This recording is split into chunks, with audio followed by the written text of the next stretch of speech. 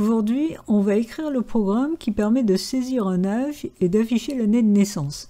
Et on vous dit, le programme ne doit pas provoquer d'erreur si la saisie n'est pas numérique. Ça va être l'occasion de voir comment on capture les erreurs et donc on gère les exceptions. Et puis vous allez découvrir une nouvelle bibliothèque et ça va être l'occasion aussi pour moi de vous montrer un petit peu comment on accède aux informations sur les bibliothèques. Alors vous créez un nouveau fichier avec l'extension PI, puis il suffit de faire clic droit, Edit with Idle, et on va prendre donc comme d'habitude cet éditeur là. Alors la particularité donc de cet éditeur, je vous rappelle, c'est que vous pouvez faire directement un run. Alors pourquoi là, pour le moment j'ai mis juste un commentaire, hein, mais je vais quand même faire un run qui ne fait rien évidemment, mais c'est pour vous montrer aussi comment on peut accéder à de l'aide sur les différents imports qu'on utilise. Alors dans les exercices précédents, on a utilisé entre autres l'import math. Ben, si vous voulez avoir l'aide, dans la fenêtre de shell, vous pouvez tout simplement écrire help entre parenthèses, entre guillemets, l'import.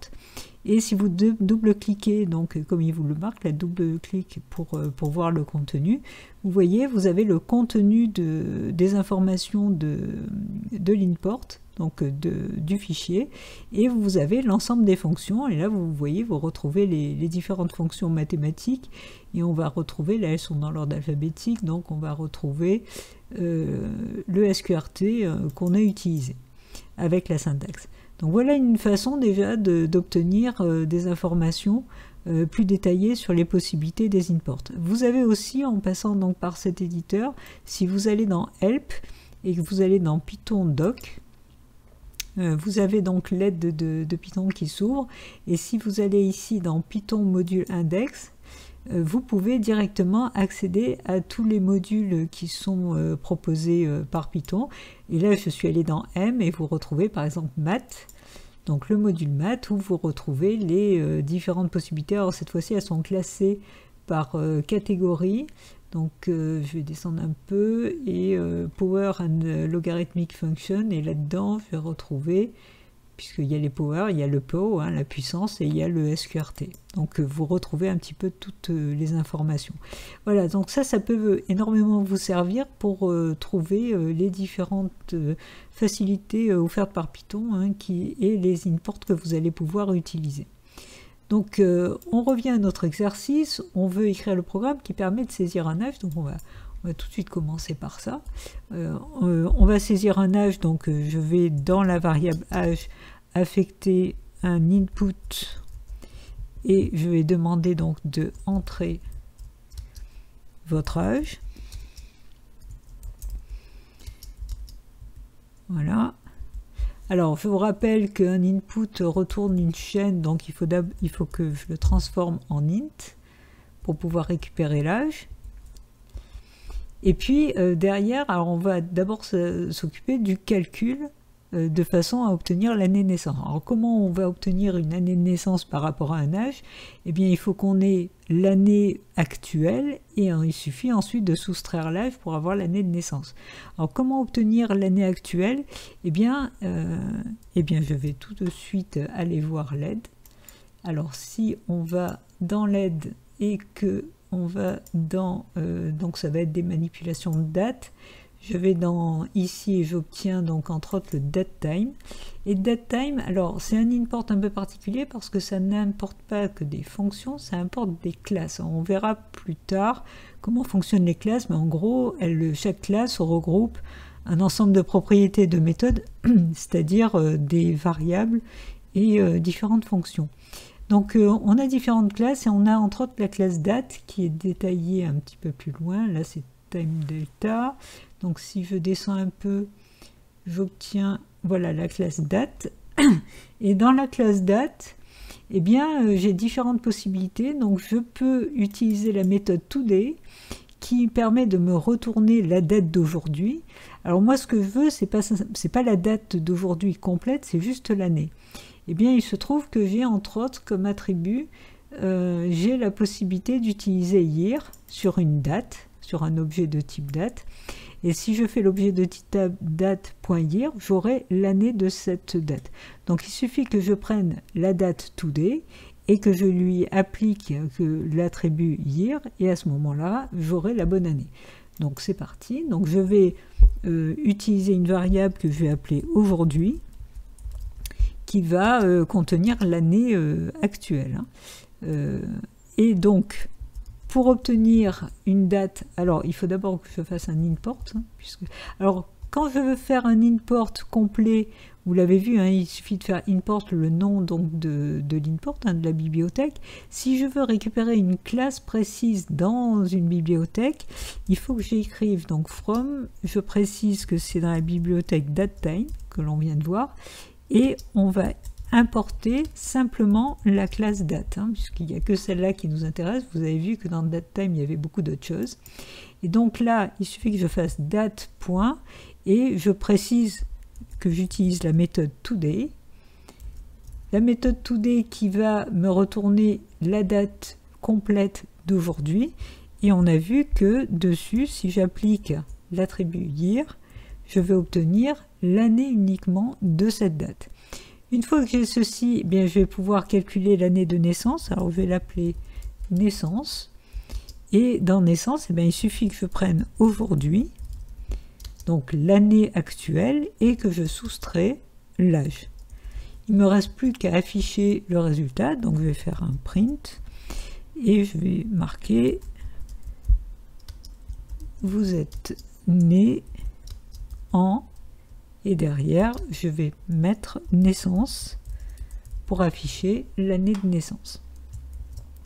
Voilà, la première partie du programme est terminée, donc on va pouvoir tester. Alors, je fais un run module.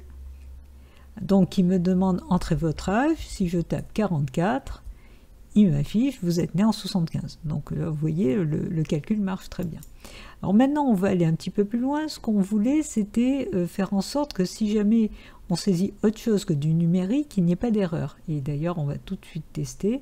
Si je fais un run et que je tape des caractères, vous voyez, ça provoque une erreur, effectivement, puisqu'il me dit invalide littéral for int with base 10. Donc, effectivement, il ne comprend pas pourquoi j'ai tapé AA, puisqu'il attend un int. Il attend un int, pourquoi? Parce que ici, vous voyez, j'ai essayé de transformer la saisie en int. Alors, on veut éviter ce genre d'erreur, et pour ça, on peut le faire en utilisant un système de capture d'erreur, donc une gestion d'exception, et ça se fait, comme dans quasiment tous les langages, ça se fait avec un try. Alors évidemment, à l'intérieur, il faut que je décale, que j'indente tout ce qui est dans le try. Donc voilà, là j'ai tout sélectionné, j'ai utilisé la touche tabulation. Et donc il va essayer de faire ça, mais si je fais un try, derrière, il faut que je fasse... Alors, dans quasiment tous les langages, c'est try catch. Ici, en Python, c'est try except. Donc là, la différence de tout à l'heure, c'est qu'au lieu de provoquer une erreur, il va faire, si jamais il y a quelque chose qui ne se passe pas bien dans ce qu'on a écrit dans le try, eh bien, il va faire ce qui est dans l'except. Donc là, par exemple, je peux faire un print, et puis préciser que erreur de saisie. Donc ça évitera que le programme plante et ça m'affichera erreur de saisie. Donc si je refais un run, je tape quelque chose de correct, vous voyez, ça fonctionne. Par contre, si je refais un run et que je tape n'importe quoi, il ne fait plus d'erreur, il me met erreur de saisie, mais il ne fait plus planter le programme. Donc ça peut être extrêmement pratique dans beaucoup de situations.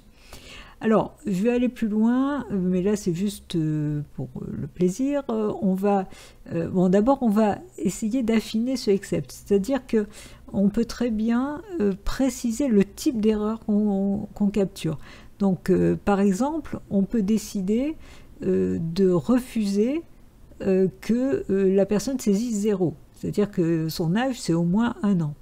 Alors, pour cela, on ajoute ce qu'on appelle un assert, donc je vais marquer assert, et je vais dire que je veux que âge soit supérieur à 0. Sinon, ça va provoquer une erreur. Mais je veux affiner les erreurs, c'est-à-dire je veux faire des messages du genre Erreur de saisie, il faut saisir un entier, dans le cas où c'est une erreur de saisie parce qu'il a tapé des lettres. Et puis je veux faire un autre message personnalisé, attention, il ne faut pas taper 0, il faut taper une valeur supérieure à 0. Donc on peut affiner la capture d'erreur en faisant par exemple except, si je mets value error, là il va capturer une erreur de valeur, donc de valeur par rapport à la saisie, c'est-à-dire au fait que j'ai tapé des caractères, par exemple, au lieu de taper du numérique. Donc, je précise, erreur de saisie, il faut saisir un entier. Et je peux faire donc plusieurs except, donc j'en fais un autre. Et là, je précise que c'est par rapport à mon assert qu'il y a une erreur. Donc, assertion, error. Et là, du coup, je vais dire print, donc je remets erreur de saisie,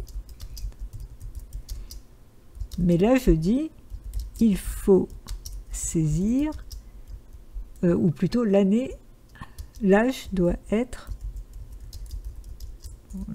je vais y arriver, doit être supérieur à 0. Voilà, donc là, vous voyez, je peux capturer différents types d'erreurs suivant les informations que je mets, suivant l'erreur que je risque d'avoir. Donc je vais essayer pour voir si ça fonctionne. Donc si je tape quelque chose de correct, tout se passe bien. Si je tape 0, il me met l'âge doit être supérieur à 0. Donc vous voyez qu'il est allé dans le deuxième type d'erreur sur l'assert. Et si je tape des caractères, il me met le premier message, il faut saisir un entier. Alors je pourrais juste encore affiner et dire, voilà, vous voyez, à chaque fois que j'ai relancé le programme, moi, ce que j'aimerais c'est que il boucle, en gros une boucle sur la saisie tant que la saisie n'est pas correcte. Donc je peux rajouter un while. Alors, l'idéal c'est quand même de boucler tant qu'on n'a pas saisi correctement les choses, donc on va utiliser un booléen avant, on va dire que OK, on va le mettre à false, et tant que c'est pas OK, donc on va lui redemander de saisir. Donc tant que not OK, alors évidemment tout le contenu, je le décale vers la droite avec la touche tabulation. Tant que c'est pas OK, il continue à boucler. Et quand est-ce que c'est OK? Ben, c'est uniquement quand on est dans le try jusqu'au bout. C'est-à-dire qu'on est d'accord que si jamais ceci se passe mal, il tient compte évidemment de l'assert aussi. À ce moment-là, il va dans les except et il ne réalise pas ces lignes-là. Donc il fait ces lignes-là que si tout se passe bien. Donc ça veut dire que le OK égale true, il suffit que je le mette ici. Et si OK égale true, à ce moment-là, il va passer à la suite. Enfin, il va finir le programme. Donc, je vais rapidement tester. Donc, si je tape quelque chose de correct, vous voyez, le programme se termine, tout va bien. Donc, je n'ai pas fait une boucle sur la saisie, hein, je fais une boucle sur l'erreur. Donc, par contre, si je tape quelque chose d'incorrect, donc par exemple AAA, vous voyez qu'il me met bien, il faut saisir un entier, mais il me redemande de saisir quelque chose d'autre. Si je tape 0 qui est incorrect, il me met le message l'âge doit être supérieur à 0. Si je continue à taper n'importe quoi, il continue à me mettre un message d'erreur, donc il va boucler tant que je n'ai pas saisi quelque chose de correct. Et dès que je saisis un âge correct, à ce moment-là, il affiche et il finit le programme.